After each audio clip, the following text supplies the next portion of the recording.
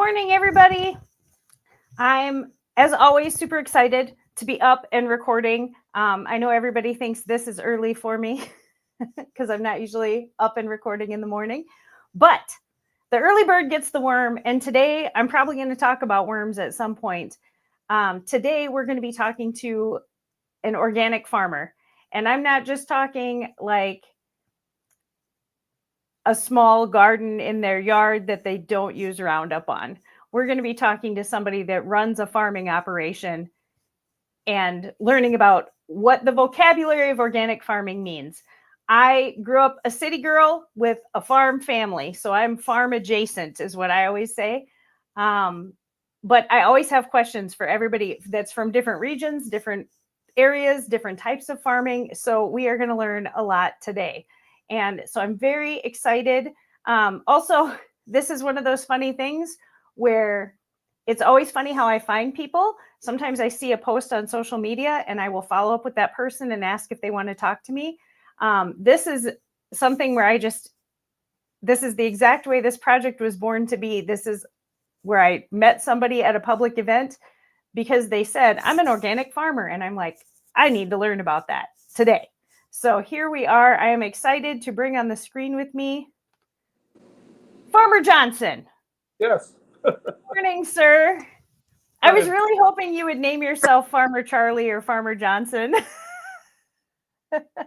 Well, I never heard that slant before, but that's interesting.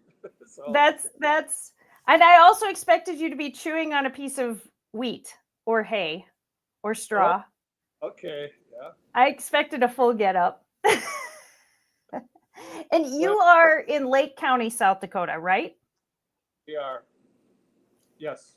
And obviously most of us, when I think Lake County, I think of the lakes there. I think of Madison, I think of Brant, I think of boating and swimming and recreational.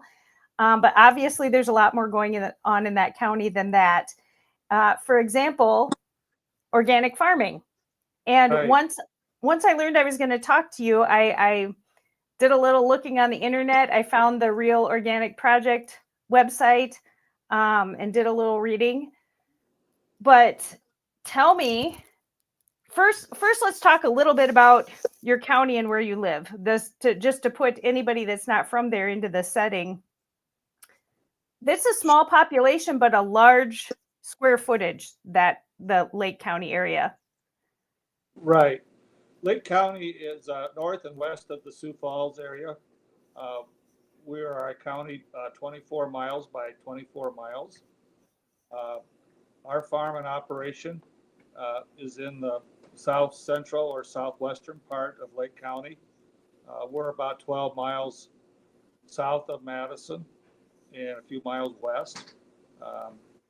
If you can imagine where Minnehaha County, which includes Sioux Falls, and McCook County, which includes the towns of Salem and Montrose, and Lake County, which includes Madison, where those three counties meet up, we're only about 1.5 miles away from that tripod. Oh, so does any of so what would be your nearest place to go get gas and groceries then? Is it actually still the town of Madison? Yes, it is. Madison is our shopping area. Yes, and so just to put a little twist to the story here, my wife years ago used to work at Vera McKinnon in Sioux Falls, and deer are notorious at early morning hours, and so she hit a deer coming out of McCook County, hit it while she was driving in Lake County, and the deer landed in Minnehaha. That is such a Midwestern story. and I'm not hoaxing on any of that. That's the actual truth. So that's. By the way, we called the Lake County Sheriff for the accident report. So that's. I would have called all three and said, "You guys fight over who wants to do the paperwork, as long as my insurance company takes care of me." Yes. But anyhow, that's where it, maybe just to jump ahead of you a little bit, we're a farming operation of 4 individuals. we operate as independent operators. It includes myself, my brother Alan, my brother Kevin, and my son Jordan. And we just refer to ourselves informally as Johnson Farms, but we operate as sole proprietors.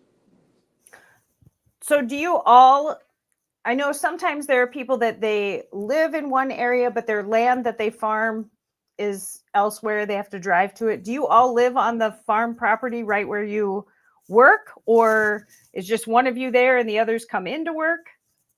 We all live on different acreages, which are included in the operation itself.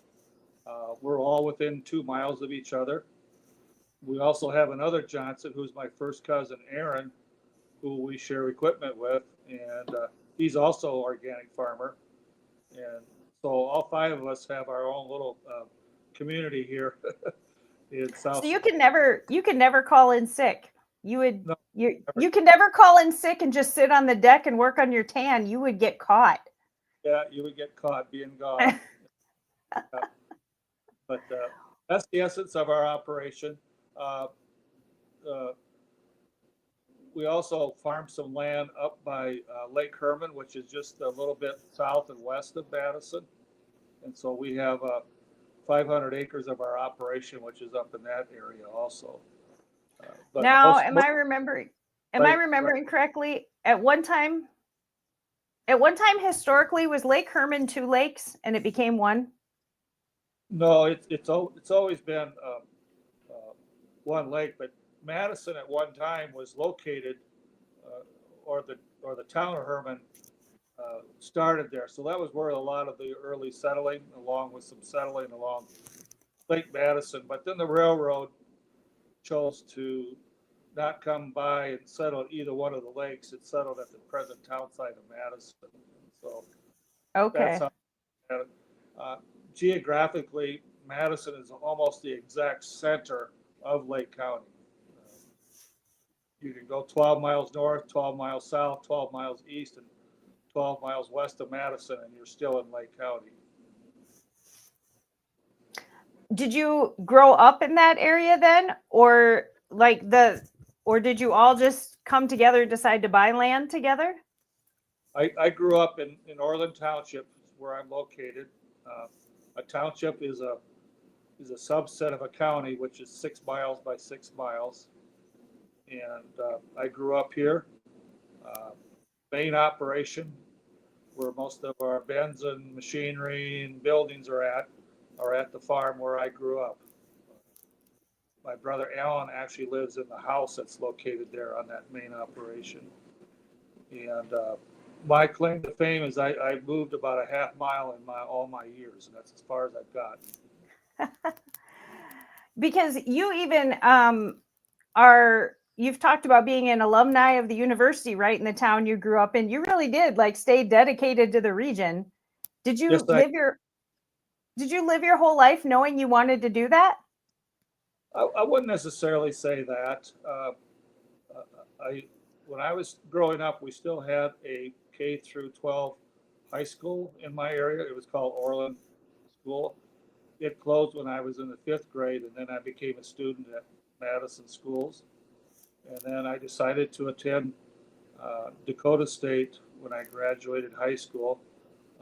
Most people thought I would have maybe gone on to Brookings or SDSU since I had a farming background, but I chose to stay at Dakota State University. I majored in business administration with an econ and history minor. And, was very active there in student government and served as student body vice president my last year in college. So, and then I had an option to go to law school. I had an acceptance down at USD Law School. I thought hard and tight about it there after I graduated. And by June, I decided to go to work for a nonprofit farm organization called Center for Rural Affairs. They're located out of Nebraska. They deal with advocacy issues with agriculture. So I worked as a small farm advocate for 1 year before going to law school. But it was always the intention that I would probably take up law school within a year or two. But then more of the story here is my late father suffered a disabling stroke in the spring of 1981. And he was the one that really started the organic farming along with my uncle, William Johnson. So, and all the way back in the 80s, I mean, we all know that there was some very hard times for farmers nationwide during that era. What made them go the route for organic? Did organic in the 80s mean something different than it does now? I'll actually take you up a decade into the 70s. We actually started in 1976. So we are now entering our 50th year of farming organic here at Johnson Farms. So wow. my uncle and my dad started that in 76, the year after I graduated high school. But my dad always had an inkling that he wanted to be an organic farmer. He was never comfortable with harmful pesticides and fertilizers. And so when we made the switch to organic farming, he had one principle in mind. And the idea was that he would never allow a product to be used on his farm that he first couldn't take it to the tip of his tongue and apply it without it killing him. And that excludes a lot of things that are used in farming sometimes. Right. Well, somebody kiddingly says, well, how about manure? And I go, yeah, I really don't put that on the tip of your tongue, but I guess. But you'd probably survive it. You probably survive it. So, yeah, that was the litmus test. And the other thing, if you don't mind me at this point, Jenny, I'll share with you a little demonstration. So, are you going to put manure on your tongue? No, we're gonna. My dad did an experiment with 2 years of corn, and he was told to put them in a jar and seal them up and see what happens. So he took a year of corn from his farm, and he had several fields that he never had used any chemicals or fertilizers on. And so this is the jar here, 50 some years later. Oh, that's the original ear of corn. Going back 50 years. And then he was told to take a ear of corn from a neighboring field that had the whole program, the insecticides, the fertilizers, and put that in a ear of corn in a jar and seal it. And oh my goodness. That ear of corn within several years now. This is 50 years later, but this turned to nothing but dark crap within a few years. That is amazing. And it's amazing that you still have that. That's like when somebody has their first dollar bill when they start a business and they nail their first dollar bill up on the wall. Right. And then again, here compared to why is this ear of corn still maintaining its totality here? And now, I don't know enough about agriculture. Theoretically, if you opened that jar, do you think you could plant that corn and grow from it? That's a good question. I guess I'm hesitant about. Yeah, don't break the jar. Yeah. The jar in itself is amazing, but that's an interesting. Wouldn't that be an interesting thought if you had 1 ear of corn from every year? But there's no seed banks and seed storage where seed from probably even centuries ago still germinates. Right. So anyhow, that's the essence of his test. That, but when my father suffered a stroke there in the spring of '81, my younger brother was at Votech School in Watertown, and I was working for a nonprofit organization with the idea of going to law school. And so that happened in March, and by May, my brother and I were farming. Okay. Just picked up right there. And so the first year or so, we still operated with my uncle, who had at that time a partnership with my dad. And then within a few years, we kind of went our different directions. My uncle still continued his organic farming on his land, and we continued the farming on my dad's land at that point. And so my dad had 560 acres, and today now with my 3 other partners, we operate about 2,500 acres. In the area around you, I'm sure there's other farm operations. Are you kind of isolated as the organic members of the community, or are there other organic farm operations near you? No, we're pretty much the sole operators that are organic. You know, what's fortunate is we have a lot of our land that's contiguous uh, to itself. In fact, Which, my cousin, who has about 700 acres, all the land that he operates, which is mostly his father's land, uh, is up against our own, so he doesn't have to worry about spraying names and such. right, because pesticide and herbicide drift is a real thing. Yeah, The yes, you know, if somebody sprays and the wind changes, which for anybody not watching or anybody watching this not from South Dakota, the wind has probably changed 9 times since we started talking. right. So, and that drift can definitely impact other crops. Even if you weren't farming organic, your pesticide and herbicide drift, if it's set for one kind of crop and you have a different one, you can get burned out. Well, you know, there's a lot of stories of people, especially those on acreages that may have their own garden, whether it's commercial or not, Mm-hmm. affected by herbicide drift, or young and growing trees that are harmed or destroyed by sprays. So, Right. and there's even occasion where some farmers may not even be organic, but they use what we call conventional seed. In other words, it doesn't have the resistant traits built into it, and they're even affected by herbicide drift. So Because their because their seed hasn't been, treated with these, yeah, basically developed into accepting that as part of its yeah. nature. I think the marketers for a lot of these chemicals won't admit it, but a lot of this purchase in to buying resistance traits in their seed is to be more on the defensive amongst farmers than it is to be using the product itself. Right.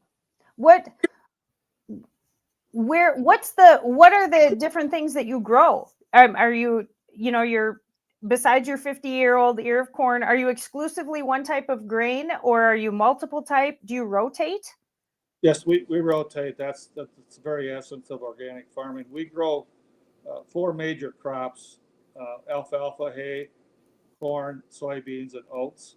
And we use winter rye as a green manure or cover crop. So um, we're basically a 6-year rotation, uh, utilizing those 4 crops. And I like to compare it to the day of the week. I'll start with Monday. Monday is when we seed oats. That's a small grain. And we interseed that with alfalfa seed. And so then the next day or the next year on Tuesday, we are alfalfa hay. And so that's when the field is in a meadow situation where it's putting up for hay forage. Wednesday, it's in hay also, the 3rd year. Thursday, which is the 4th year, we plant that ground to soybeans. And then in the fall of the soybean year, or in the afternoon of Thursday, we apply winter rye as a cover crop. Friday, we plant corn the 5th year, and we incorporate that rye that we sowed the year before. Uh, we let it get a few inches high. We just work it in as a soil amendment. And then year 6th or Saturday, we go back to soybeans a second time. And then Sunday, Is the day of rest? well, we go back to Monday, so we kind of skip by Sunday real quick, but yes. So we just had a question in the chat. Have you ever considered hemp? You know, I've studied it a little bit. We've been tight with this type of rotation and program for quite a few years. I guess if I was younger in my career, maybe I would consider it, but maybe this old dog just isn't up to new tricks at this point. And so, The next generation. Yeah, I would say so. I certainly support those that want to get into hemp and want to utilize it. But our aim is still to raise grains and forage. And we do have a cow calf herd of about 180 head. So when we do have those 2 years where we're putting up uh, all this hay, our cows eat quite well. So there's plenty of forage for them. So I made the joke about early bird getting the worm. To me, in a tiny little garden, if I wanted to churn up my ground and fertilize it, I think of earthworms. Sure. How do you organically fertilize that many acres? Well, there's probably three major approaches. One is as I mentioned, our rotation. It's very heavy on legumes. Legumes are plants that can take nitrogen out of the air and make fertilizer. So that's your soybeans and alfalfa. Secondly, with our cow calf herd, we generate quite a bit of cattle manure. And then in the late fall, we run that through what we call compost roll, even though we don't totally compost it, but we run it through manure spreaders. And rather than taking it directly to the field, we spread it out in windrows. And then we reload it a second time and then take. But what I'm getting at, that's a huge amount of fertility there with that good cattle manure. And so we apply that to our land. And thirdly, we do use a product that's called composted poultry manure. And that's where some of these poultry buildings generate manure. Uh, they're able to pelletize it, and then we have that hauled into our farm. And we apply that mostly in the years that we're growing corn, which does require quite a bit of fertility. So, Does the rise of the avian flu, has that impacted your access to poultry fertilizer? it has here, I'd say 3, 4 years ago when that first came on the scene, uh, but we've been pretty lucky that way. I'm going back to the forage part of our rotation. We have a huge amount of acres that are into alfalfa, and so we're starting to experiment with the idea that rather than trying to put up all this hay, and also with the idea that, well, do we sell it and move a lot of that material off the farm? Uh, we're running a chopper or mower right over the alfalfa acres, and we're just laying that material right back down on the ground. Because soil is life within itself. It needs to have supper and lunch and breakfast. And And so, it will self compost itself. right. And so there comes that fourth method of trying to build some fertility in our soil, is just fertilizing it with the alfalfa plants. With the uh I don't know if this would be a question for you or if I need to talk to somebody that farms major amounts of chickens. But is there a risk? Well, one, I understand if the chickens are all being euthanized because of bird flu, those chickens aren't pooping anymore, so you don't have that fertilizer being made. But if you were to receive fertilizer that had come from birds that had bird flu, would that be contaminated? Well, what I understand, they go through a heating process with this manure before it's Okay, farmed. So it's not coming raw out to the so it's farm. sterilized. And we do have to have this product approved by our certifier, which we can get into maybe here in a few other questions. But we can't just indiscriminately say that we're going to use this manure and say that it's okay. It's got to be pre-approved ahead of time. So, but Well, that's and that's trying to create some type of more of an independence on our farm. Is that we should realize that if we really want to be totally organic, we probably need to get away from any purchased inputs. So, that buzzword of self-sustainability. right, right. That So was one of the beauties of getting into organic farming in the first place, is you weren't dependent on buying a whole lot of inputs. And so, probably some of the downfall, maybe some type of organic farming is we substitute one set of inputs for another set. Right. And In from so a a lot city person's for that magic bullet. And I think we got to stay away from magic bullets. So, right. From a city person point of view, um, when you talk about yields and high yield, low yield, things like that, how does your farm being organic compare to the more commercialized farming that is probably filling a lot of our grocery store shelves, where they're doing all the new high tech herbicides, pesticides, GMOs, which I understand. I'm not afraid of the words genetic modification. Like everything modifies itself genetically over time, but the people that are following all the things, what are your yields compared to that? I'd say we're in the ballpark. Certainly, we probably don't out yield a lot of these other types of farming, but we're in the ballpark. And what I like about our operation is that, compared to our neighbors who are mostly corn and beans, or maybe just corn, Right. we only grow corn 1 out of every 6 years. If you look back at our rotation, we have 50% of our land that's into what I call row crop, the corn and beans. The other half of the land is into oats, which is a cereal, and the alfalfa hay. So at least 50% of our time, our ground is covered entirely all the time. Right. And it's in what I call smother crop. And then the other half of the time, it's into row crop.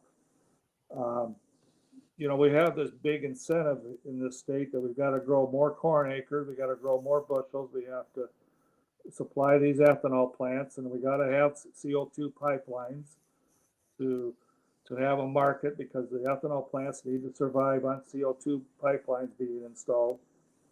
And I think if we would just learn as farming operations in this state, whether we want to be organic or not, let's reduce our corn acres and let's raise rotations and be diverse so that we can provide our own fertility on the farm, so that those acres that do go into corn, we're self-fertilizing rather than buying all these inputs.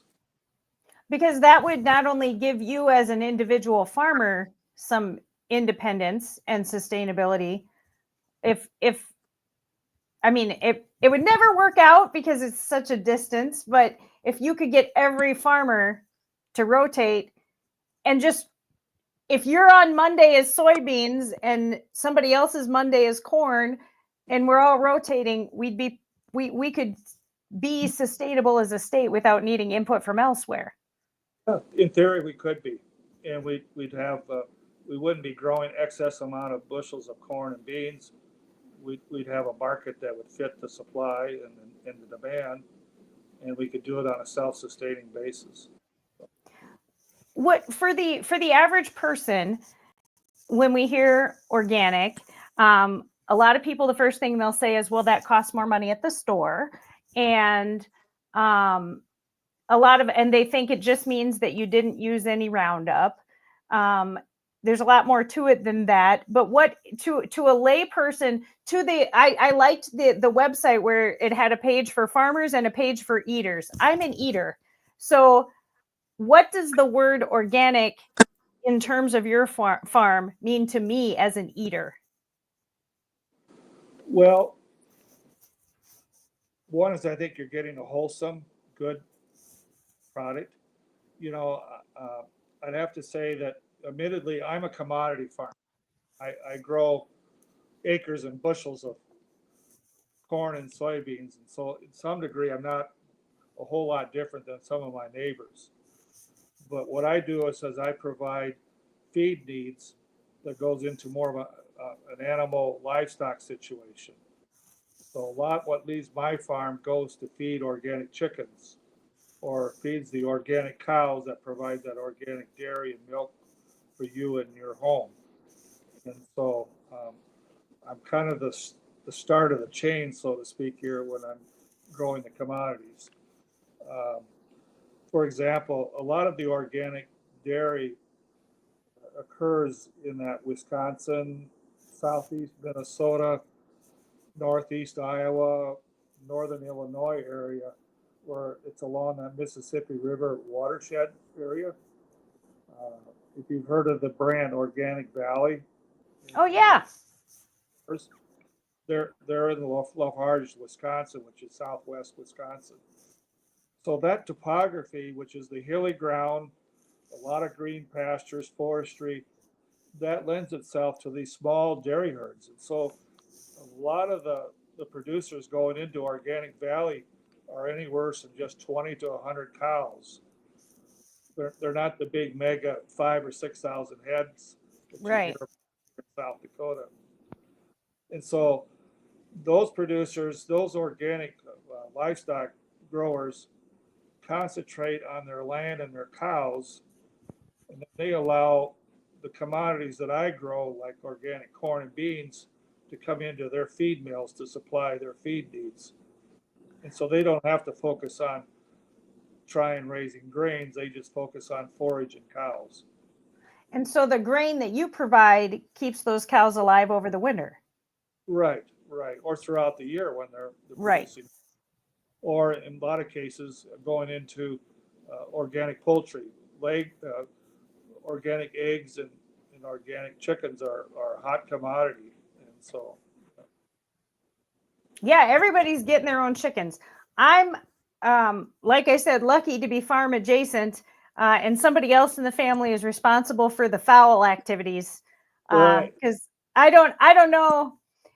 I could never have been one of the farm kids because their day starts really early and runs really late. I have a maximum window of like, 2 p.m. to 7 p.m. is my active times. Right. I would never be a farm kid. I would take you back to the time when maybe it was around the late 90s, the turn of the century. Oh gosh. There was the BGH, the bovine growth hormone, was a big issue. Yes. The big push was to inject steroids into cattle to Right. produce. And so that's where organic kind of got its foothold, because you can certify a cow herd or a dairy herd as organic, which would eliminate the use of the bovine growth hormone. And so when that organic product come into the grocery stores, then it alleviated a lot of the fears from a lot of producers or consumers, the eaters, who didn't want hormones in their milk. Right. And so that's where there was a pendulum swing of what do we have to do to increase production, and then that swing back of what do we have to do to make what we're producing safe or healthy or different. There's a lot of things that come into the idea of being able to feed the world, since not enough of us, I could never grow a garden that would sustain my whole family. Right. I would have to be dependent on a producer of those things. And in return, then I do what I do in town to provide services for the farmers. But yeah, there's a lot of elements to the pendulum. You bet. But up until that time, even for my admittedly organic farm, I wasn't selling into what I called an organic market. I was just raising these commodities, selling them into the same markets that I was with my neighbors. Right. And so, so when you saw organic livestock take off and they created a great demand for it, that's when it started helping. Specifically, your type of farming. Yeah, which is more into grain farming. Yeah. What does the certified mean? And does certified vary by state or by region, or does being certified in Lake County equate to being certified nationwide? And how do you get? That's such a broad question. What does it mean? What does it cover? Well, admittedly, it's a lot of detailing and paperwork. Before things went digital, I used to say you needed to grow your own tree to get your certification done. Oh, look, we came full circle. That's back to growing hemp to make your paper. But there's a national organic program. It's called NOP.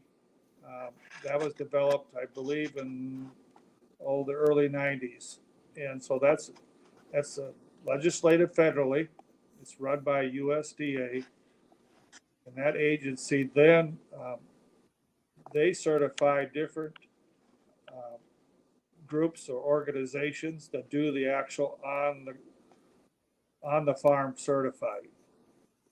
And so some states do have their own organic certification process, but normally they're different organizations.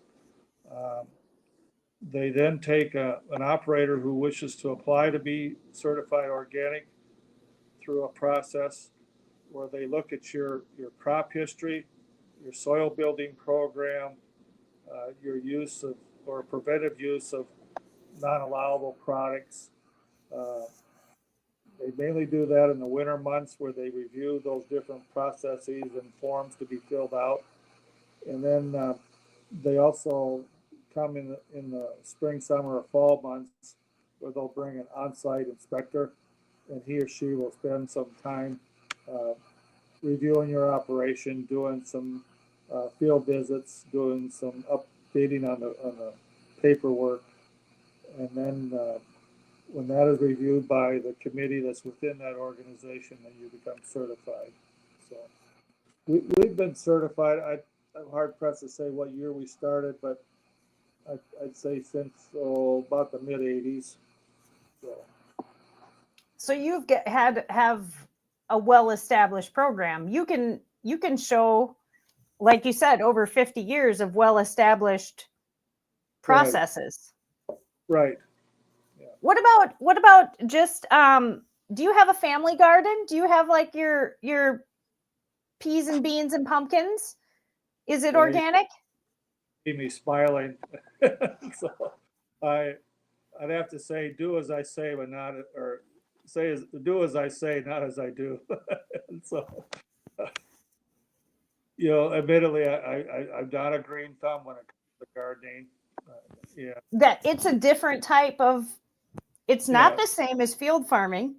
No, it's not. And with the hours and intensity that I have with our operation during these growing months, time spent trying to tend and care for a large garden would right. take. So, but I admire, especially that segment of organic that we haven't talked about today, and that's your fruits and vegetables. Those I feel like the fruit and vegetable market is, or it's the climate impact on fruit and vegetable market is super dramatic. Like the potential for crop loss is so. All of those things that we take for granted that are on the salad bar are really sensitive little plants. There's a lot of work that goes into growing and keeping them alive and surviving the season and picking them and getting them on the plate. It's more than just running the hose over them once a day. Yeah, certainly. And so, those growers in that industry is something I admire. Um, they probably have a management scale and intensity that I probably couldn't handle personally. So,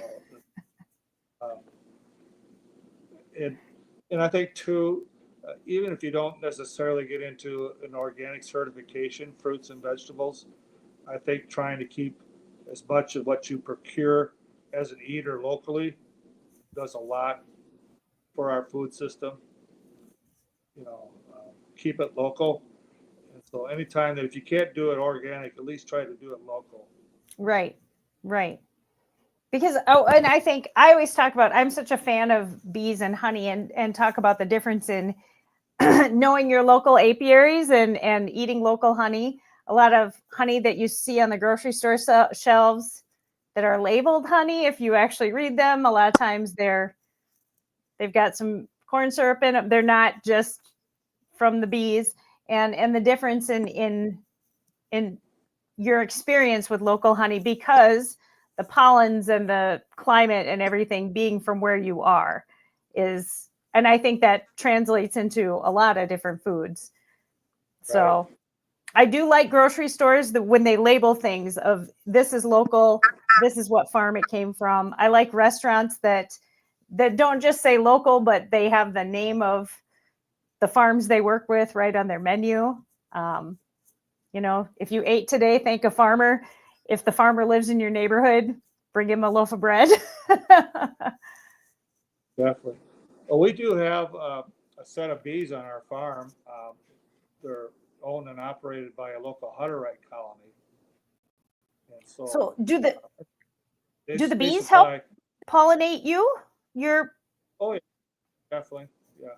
And the Hutterite colony likes the idea that we're organic. And so they feel as though their bees have a safe home when they come to our farm. In fact, they just arrived here about 2 days ago. So, Because they're coming out of wintering. It's time to bring them out, right? I just so talked with my last 605 Speaks was with a beekeeper. So this all ties in. yep. So they just arrived 2 days ago. And so they're out doing their thing at Johnson Farms now. So How many bees? Do you know how many bees? I really don't. But the Hutterite colony has been good neighbors, and I imagine they've had their bees at our farm now for about 10 years. So, and again, they have the time and expertise to handle that type of management, and Johnson And Farms there's could that be, partnership. yeah, it's an informal partnership. So, the other thing that I do personally is I do have a small flock of chickens, about 65 head. And so I call that my social network. I supply a few people with eggs on a regular basis. And, I do not consider 65 chickens small. well, it's small compared to the demand that's out there. But Right. what I'm getting at is that, for me as a large scale, large acre organic grain farmer, it's nice to have that direct consumer connection versus Right. with grains. My only connection is greeting the trucker at the driveway, giving him the paperwork, and off he goes. Right. The semi. The other thing that I do too is with our cattle herd, we keep about 50, maybe 20 head that I feed out through the summer months. And so we provide some private treaty beef in the fall. And so the beef is about 18 months at that age. Uh, Technically, you buy the animal before it goes to the locker. Right. Do your own custom processing. Again, it's probably more hassle and this and that for me than it would be to just take all 18, put them on a trailer one afternoon, and take them to the sale barn. Right. But again, it provides our farm a little bit of more of a farm to human or farm to eater concept. Right. Right.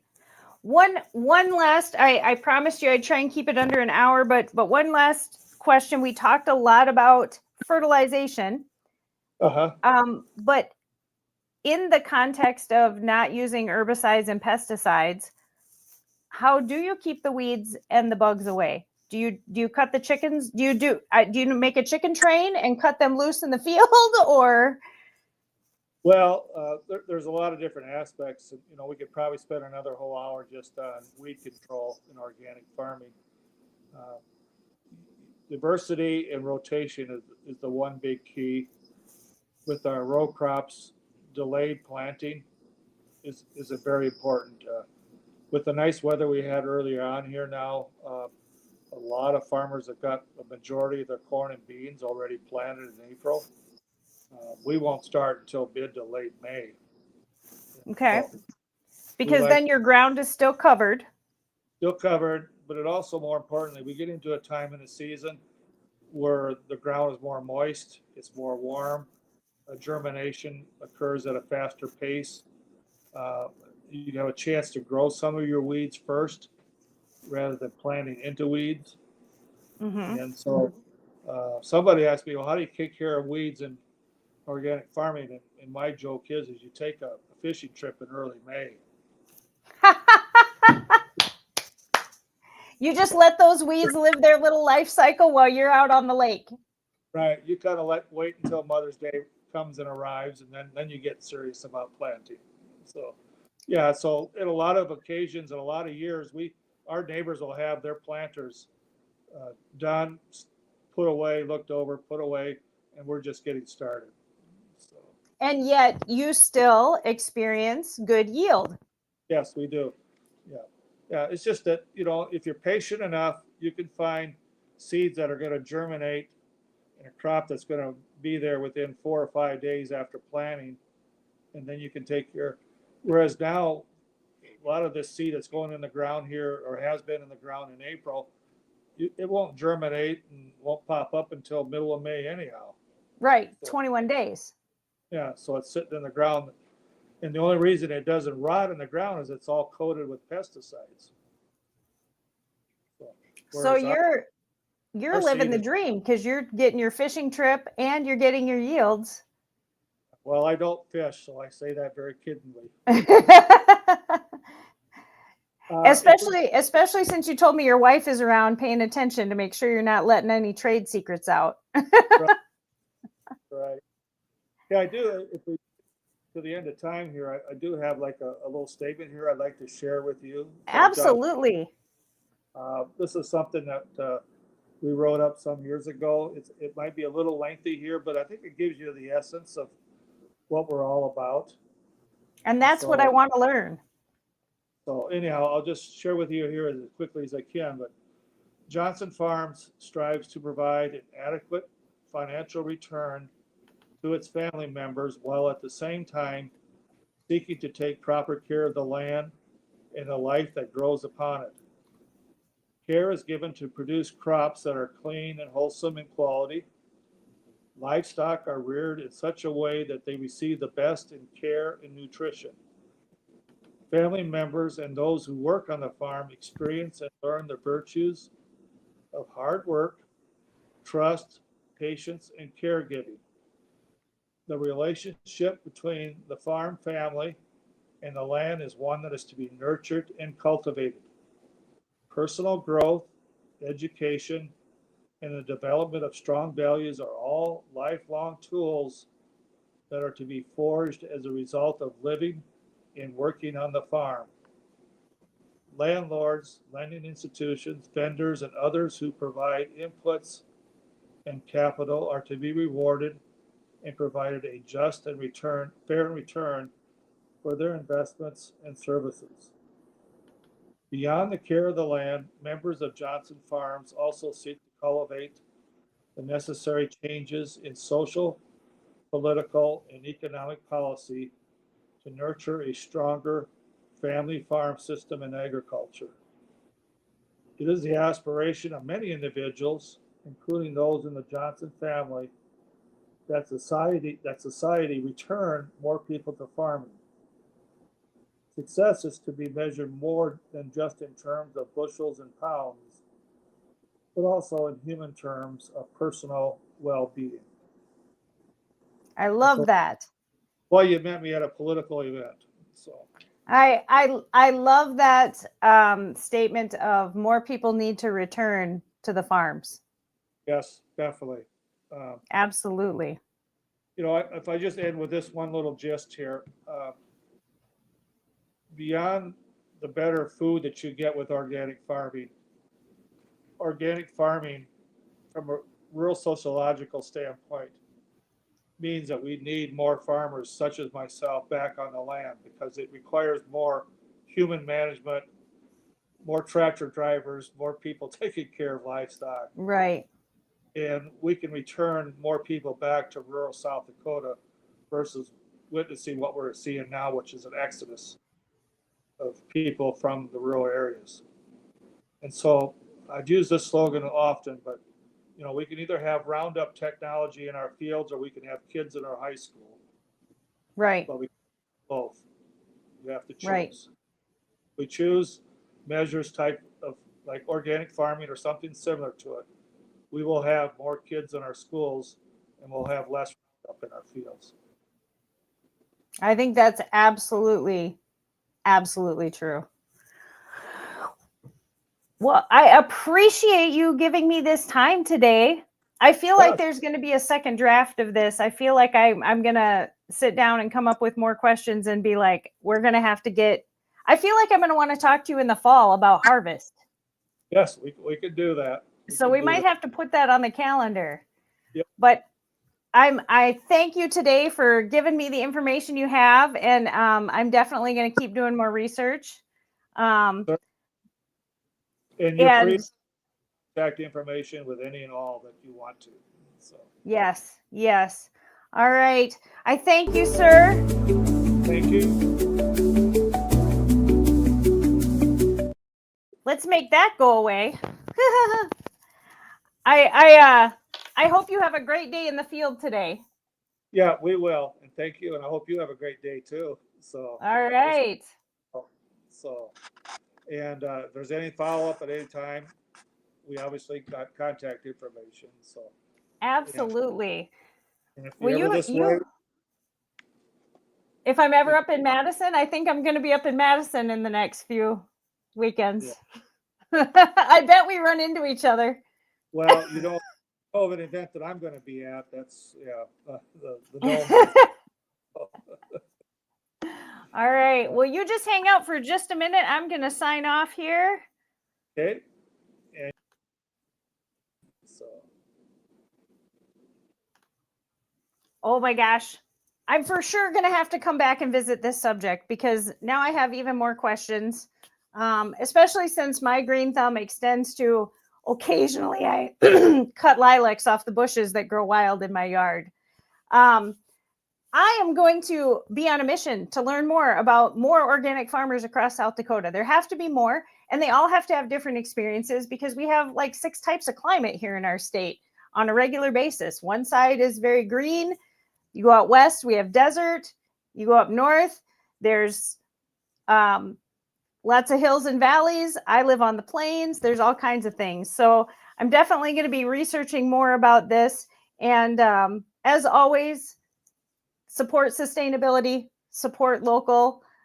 This is just another way to do it. Look into CSAs and community agriculture.